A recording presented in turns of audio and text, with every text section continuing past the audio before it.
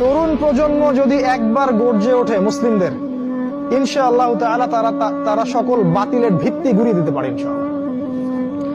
তরুণ প্রজন্মের মধ্যেই ছিল খালিদ বিন ওয়ালিদ, তারেক বিন জিয়াদ, এই মানুষগুলা, ওমর ইবনে খাত্তাব, আলী ইবনে আবি তালেব, যায়েদ ইবনে হারসা, আসাদুল্লাহ, সাদ ইবনে আবি ওয়াক্কাস। এই যে সাহাবায়ে কেরামদের নাম আপনারা জানেন, তরুণ সাহাবী ছিলেন যখন তারা ইসলামের পক্ষে দাঁড়িয়েছিলেন। একাই ওমর সে সারা মক্কাকে পরিবর্তন করে ফেললো। এক হামজার সামনে 20-30টা মানুষ দাঁড়াতে সাহস পাইত না। একজন তারেক বিন জিয়াদ, তিনি স্পেন জয় করে ফেললেন মাত্র অল্প কিছু সৈন্য নিয়ে।